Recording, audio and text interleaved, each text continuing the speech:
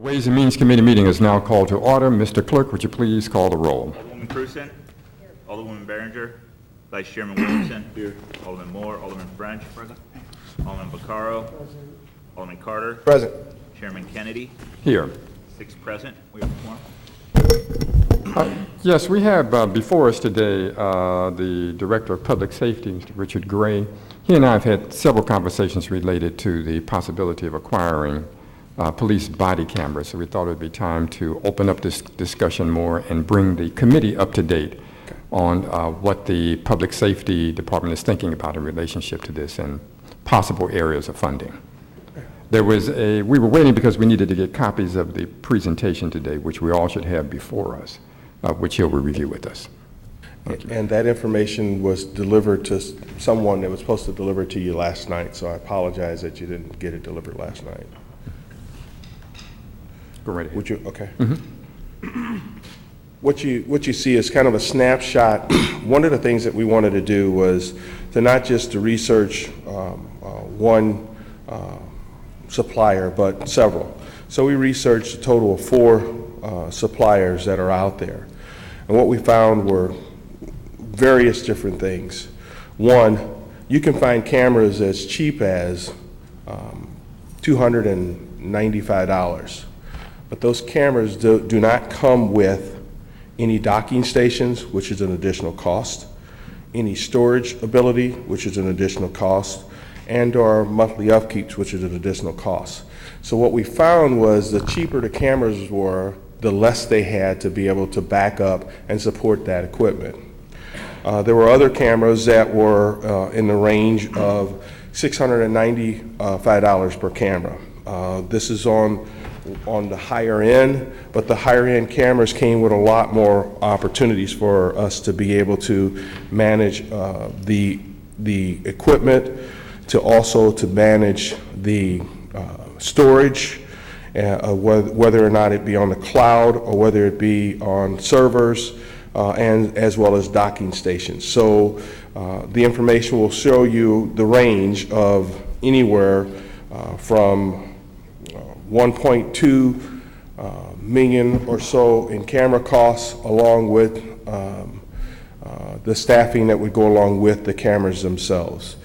So that's kind of an overview of everything, and I'm open for questions that I will try to answer for you in reference to that information.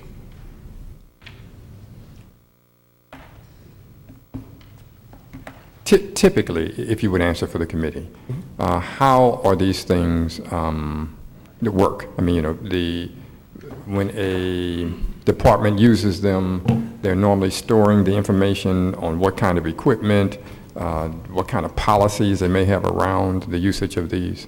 Boy, that's kind of a twofold question. Okay. The first one, I'll start with the policies first.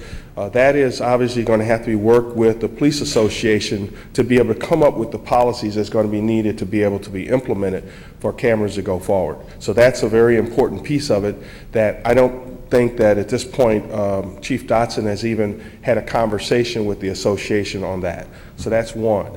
As far as the storage, this is a typical camera if you wanted to pass this around as a show and tell. There are several types. This particular camera has the ability to look at the information on the back side of it as well.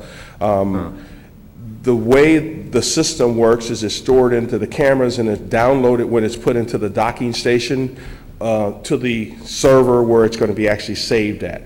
So there's really once it's recorded, there's no ability for anyone to change the information out on the streets. It has to be downloaded into the server itself before it can be stored and the information can be uploaded at that point in time. Do you have any idea of how many departments in this area, immediate area, are using cameras at this point? There are a lot of departments that are moving forward with the process. For example, I think you've heard that there's been a company that has donated cameras to Ferguson. We've heard that St. Louis County is moving forward with cameras. Again, hearing that and knowing the process that it takes to get it done, it's kind of like where we are. It's saying we're going to move forward with it, but there's a process that takes place. There's a process of, one, finding the revenue, especially if you're your fiscal year is already started. Secondly, there's a process of making sure they sit down with their associations and working out what policies they're going to use to implement the cameras. I've had numerous conversations with police officers, and they're not opposed to cameras as much as they're concerned about the policies. What are the policies and how are they going to be utilized going forward with it? And are you thinking about at this point, buying cameras for all of the officers on the street or trying a pilot program with it? Have you thought that through in any kind of way? Well, what I wanted to do is to submit to you what's the all-in cost. Because one of the other things that our research has showed is that detectives like to have cameras. Also, the CSI units like to have cameras. So what we've seen through research is that there's not a fear of cameras as long as the policies are correct. And so, what you have here is kind of an all-in cost and for us to be able to look at. Have I thought about a pilot program? I'm sure that in the negotiation process with the association, that will be discussed. We can entertain questions from members of the committee. Alderwoman Cruzen. Thank you, Mr. Chairman. Director Gray, so if I'm reading the letter correctly, the range says with the addition of the cloud-based solution to the cost of the hardware, the prices are $1,235,000 to $1,255,000. That's only a $20,000 difference. Or am I not reading this correctly? No, you're reading it correctly. That's the two companies that supply all of the scenarios for it. In other words, the storage as well as the docking stations. Okay, There's only two companies that are in that category that supplies everything. Gotcha. So that's the all-in cost of the cameras, the docking station, the cloud-based storage? That is correct. In that case, all right. And then you're saying $500,000 would cover labor associated with the maintenance and administration of the hardware, software, cloud storage. Would you do that in-house, or would you sign a maintenance contract with one of these companies? I mean, maintenance is really key to the long-term success of this, and I think we would also have to be prepared every 3 years or something like that to get a whole new I mean, these aren't going to last very long. They're like this iPhone. 2 years, 3 years, you got to get a new one. Well, it depends on the company to answer that question. There are some companies that, and of those two companies, they offer the opportunity to buy into their storage data as well as their server plan that will allow you to pay enough money on that keeping an upkeep that in every 3 years they would bring in new cameras with that process. Okay. And is that cost included in the $500,000?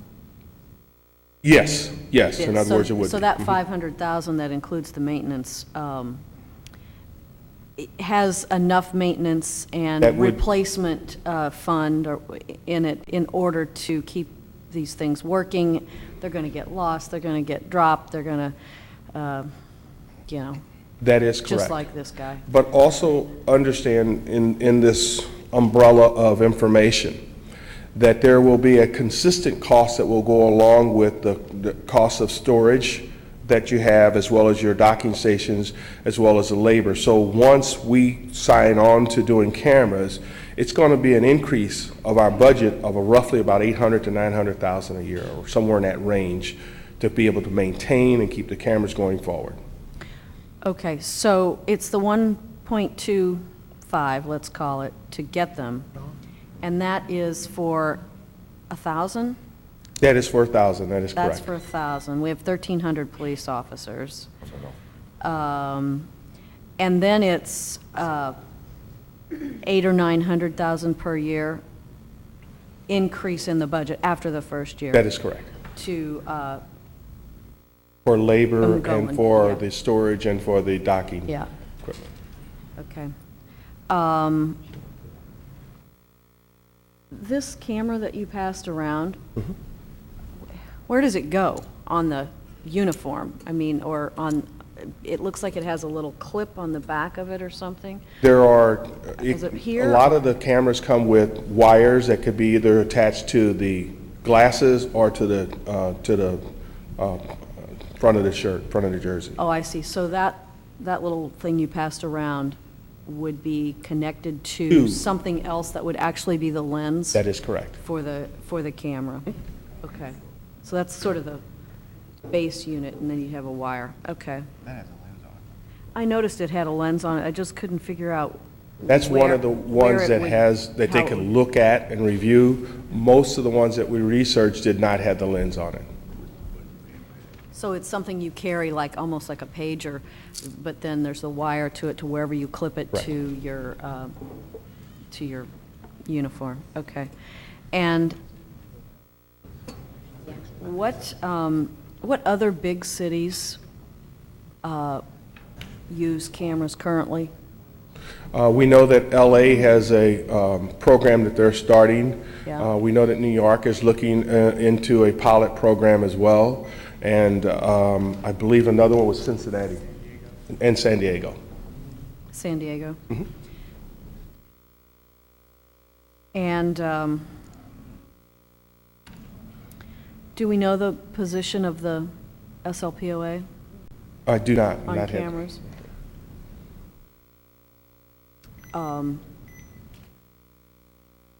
They're going to figure it out for you any minute. You hear the beeping? That's what I mean. They're going to figure it out for you any minute. Figured it out. And what is the lead time on these? I mean, I know this is being talked about all over the country. Just several weeks. I mean, if we were able to, again, the lead time would be after a lot of things would be done, from discussing and creating a policy manual for the use of the cameras with the SLPLA too as well. Right. And is the policy manual in progress?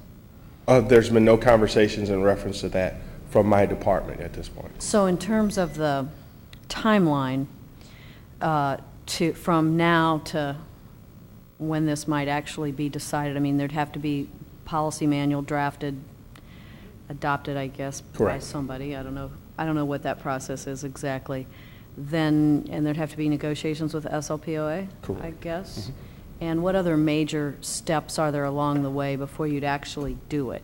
I would say the biggest step would be having the revenue to be able to purchase them. Oh, okay, so this is a dollar-driven thing, all right.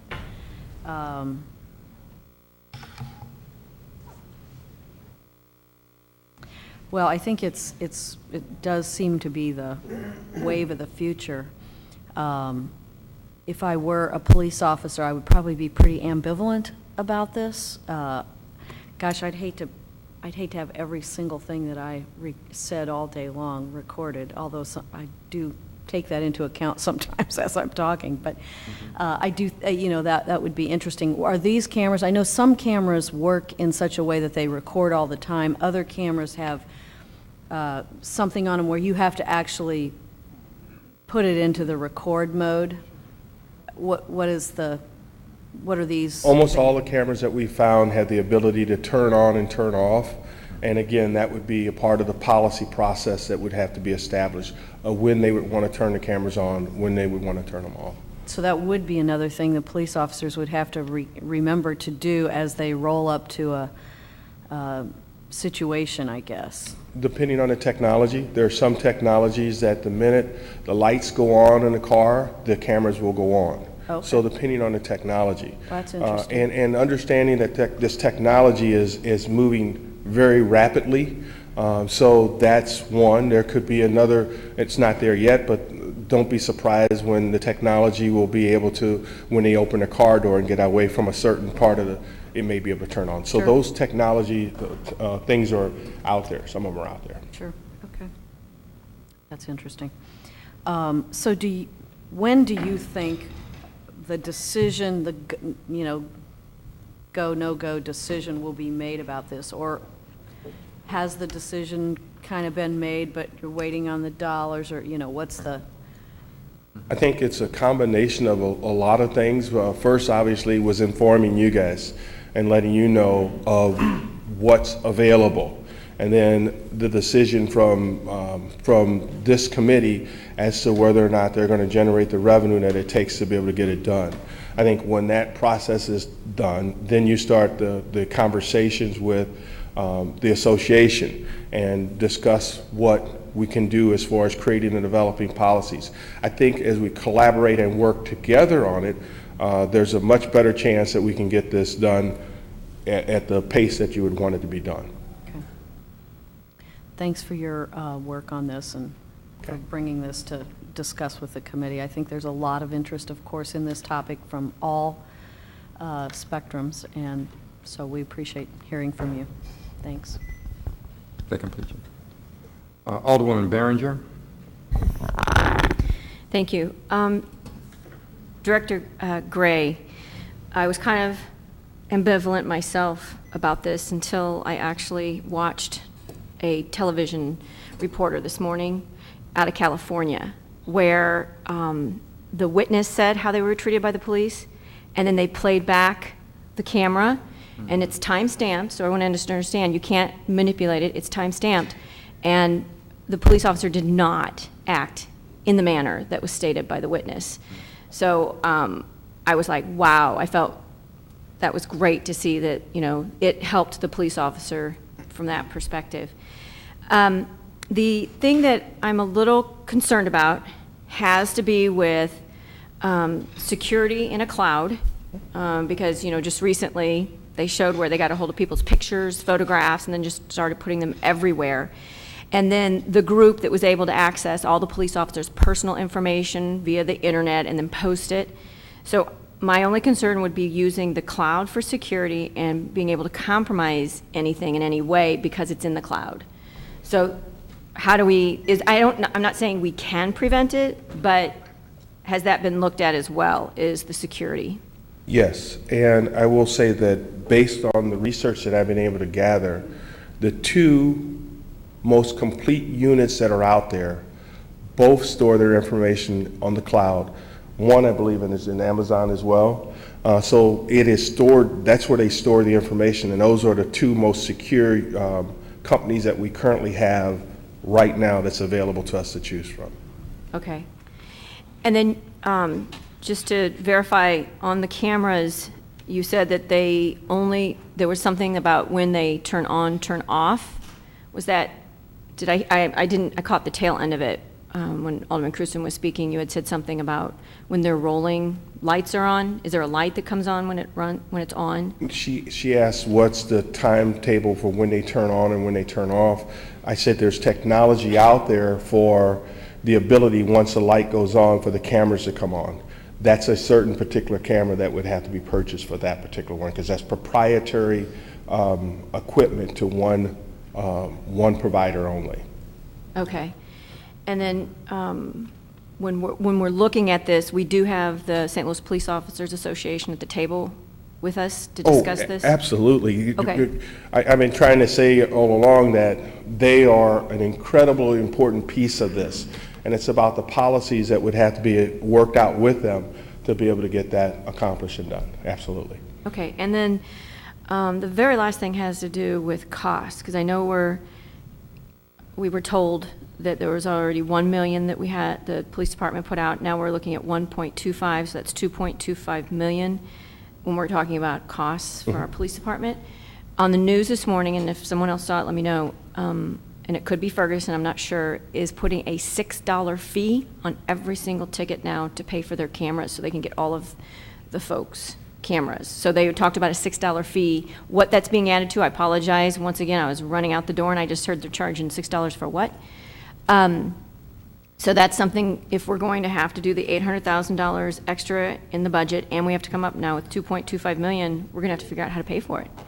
Have we looked at any options on how to pay for this? At this point, I have not, but that's not to say that it cannot be looked into. Okay. And if someone else does know what they were talking about this morning, I apologize, but it was a $6 fee. Okay. Oh. The state of Illinois. Right. Oh, thank you. Okay. Who is she? She must have done the news story. And that's all I have. Thank you. Thank you very much. You're welcome. Okay. Alderman Williamson. Yes, thank you. Director Gray, have we looked at any source of federal grants to help pay for the cameras, or do you know of any resource other than us trying to generate revenue to have those cameras? Have you heard of any grants that the federal government may be offering or have for cameras for police officers? I have not, but we will follow up on that for you, but I have not at this point in time.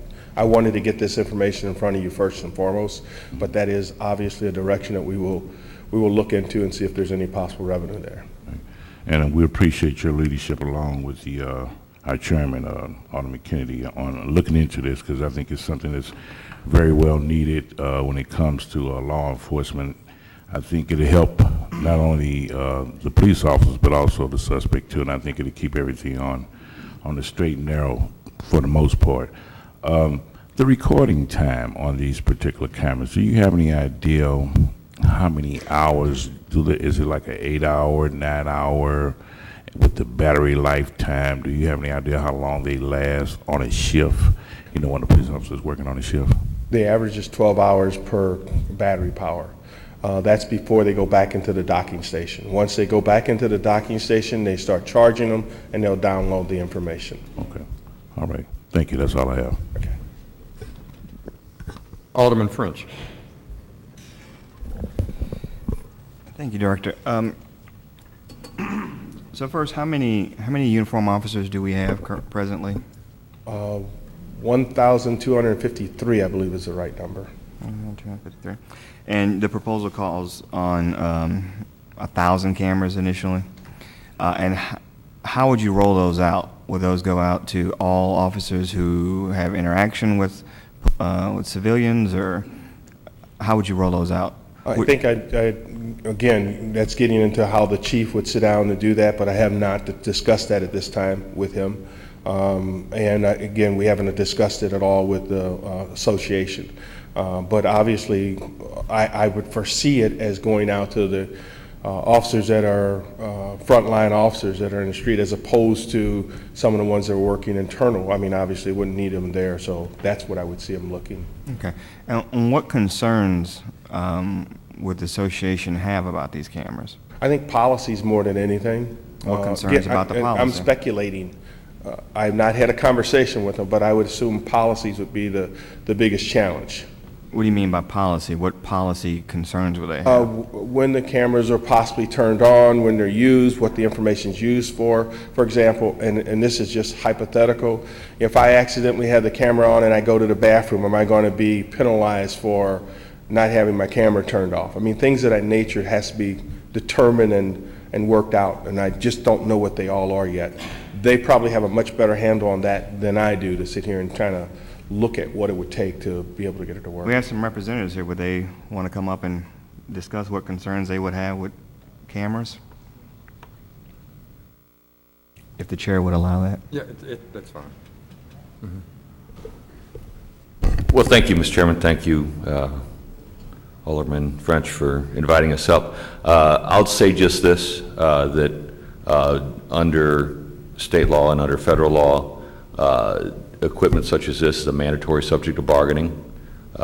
You can't bring it into the field without bargaining with the recognized labor union, and we're not going to talk about our concerns here. We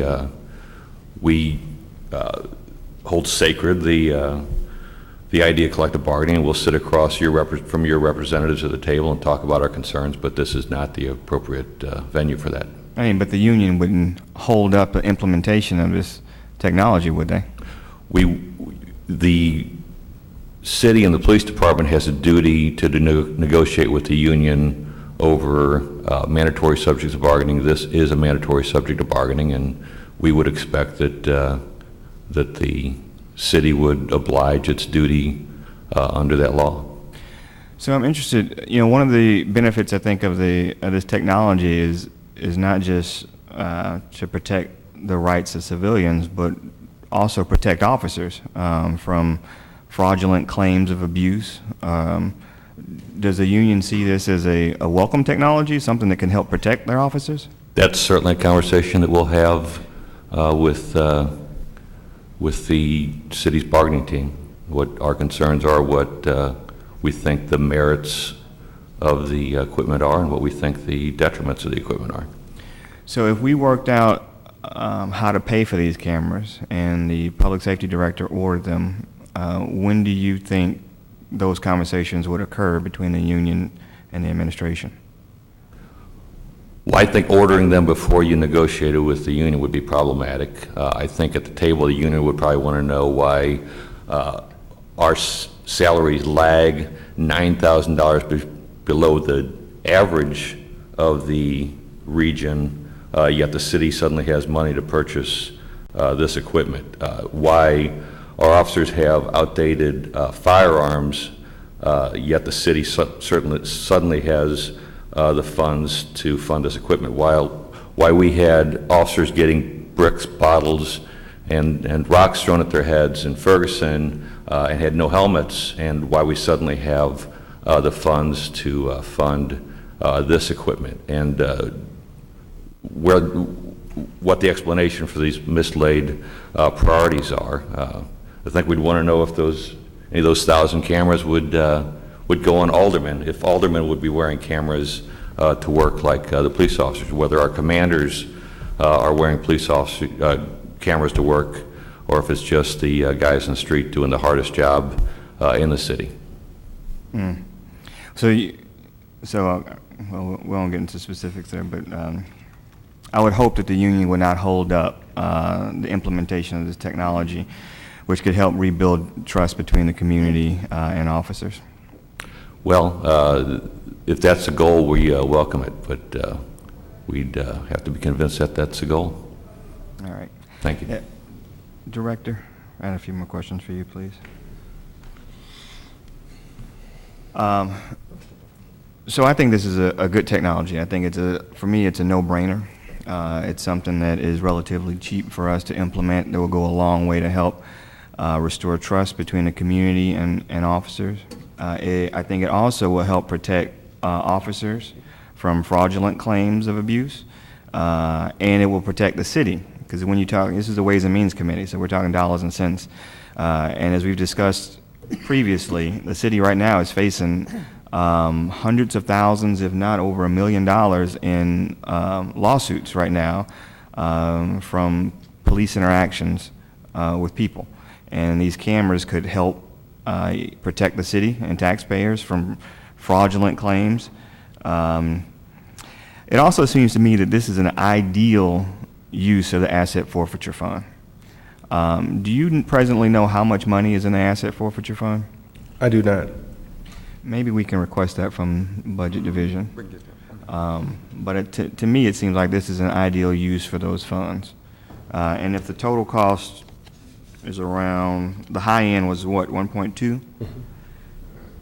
If I remember correctly, there was more than that in that fund. Alderman Carter, do you remember that? It was quite a bit in that fund. I think it was, 1.2 or 1.3. Yeah. So that might be a source that we could look at to fund these. That's all I got. Okay. Alderman Vaccaro. So, I got actually have a few questions. One, if you got 1,000 cameras in that, the guys work on shifts. We don't have 1,000 officers out there at one time. And I assume they regenerate. So realistically, there's 3 shifts. So even with vacation time and everything, how many guys on a shift? Right. Divide, what is it, 400 or 500 on a shift? That means we got 1,500 officers. I mean, what, 300 or so on a shift? Say 400, Okay. and then minus people that are out. So 1,000 cameras would probably cover everybody, I would assume, and then some. Or is it going to be 1 camera per officer, and that's his camera? That's yet to be determined. I guess I would have some concerns. You were talking about detectives in particular. What if, I was interested in a case and I do a sunshine request and I want to see the video, and it has a lot of information on it about a particular investigation, then, are these things going to be subject to sunshine requests? Again, that information has yet to be determined yet. So I think we're getting ahead of with questions of that nature. And then the other thing, how many years will we keep the information? Again, that's to be determined. The size of the storage server and everything else would have to do with that. And the only cameras I know that are activated by the lights coming on are dash cameras. So you're saying there's some that are activated by? There's a company currently that has the technology that's proprietary to them, that when the cameras come on, when the lights come on, their cameras will automatically turn on.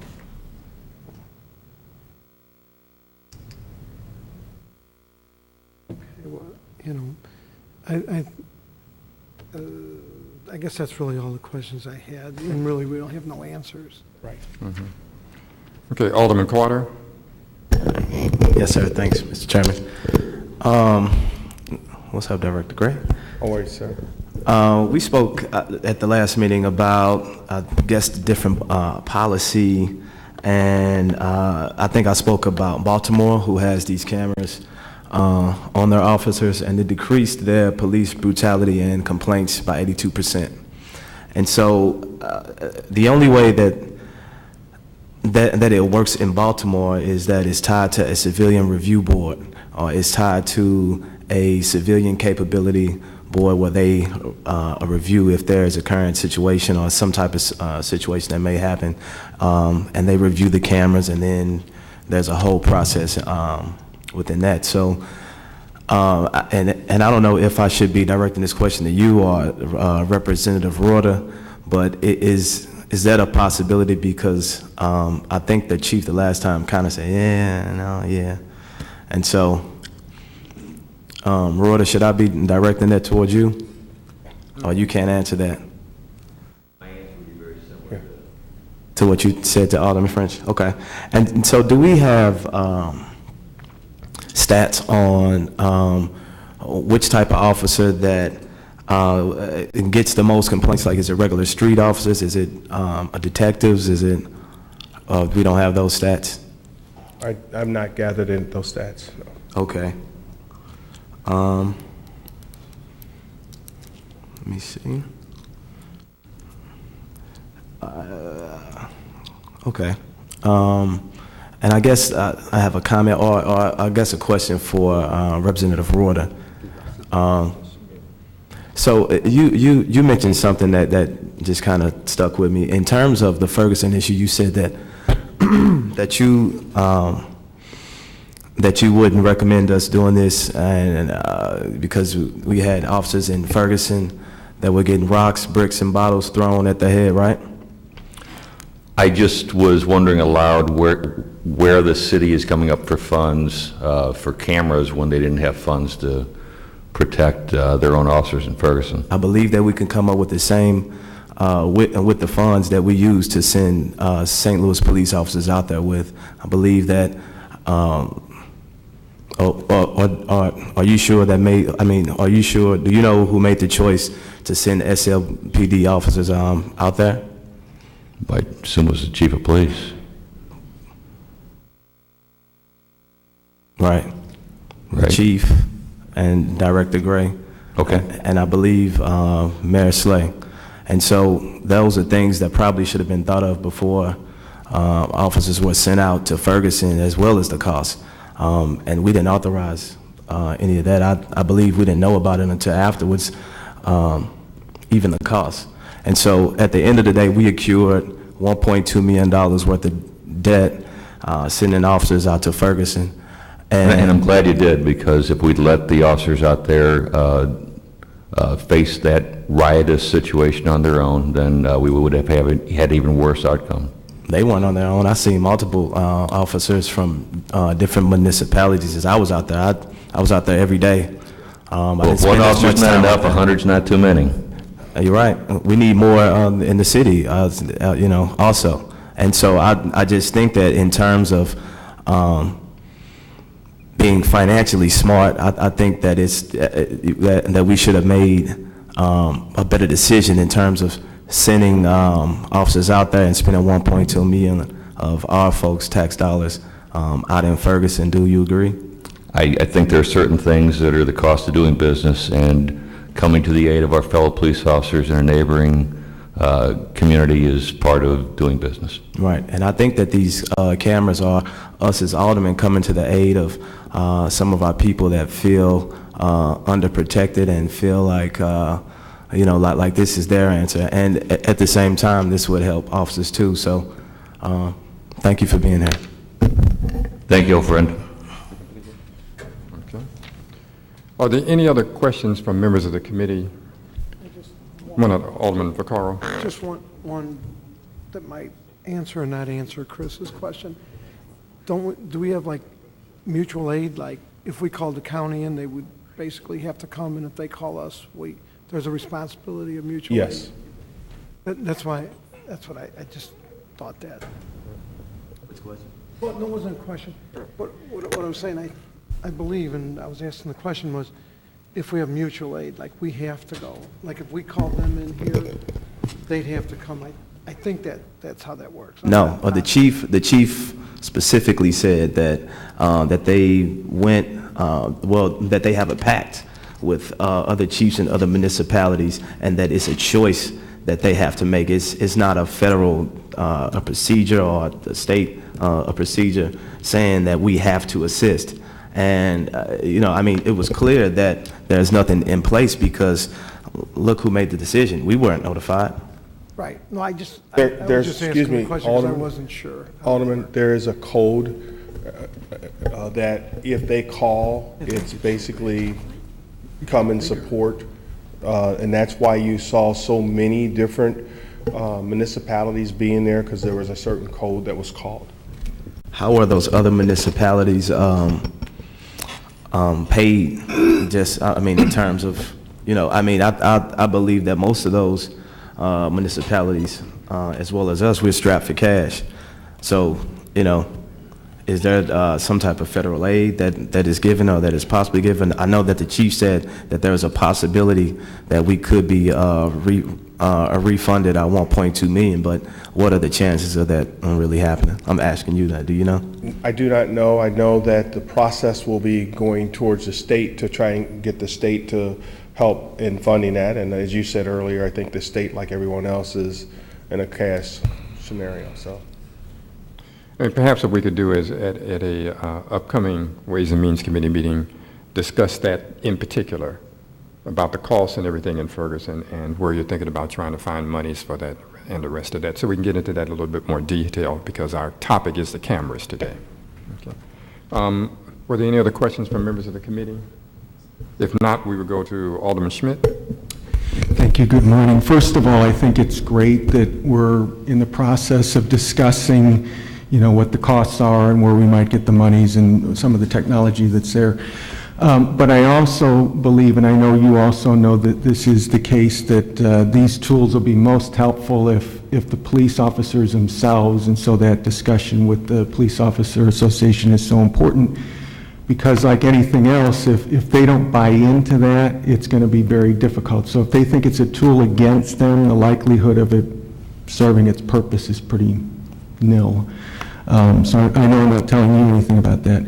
There'll also be a need for training, I would think, with regard to the use of the cameras, so there will be some costs associated with that as well. I had written down whether aldermen might test these out, going to our various meetings, and I think Mr. Roeder talked about that earlier.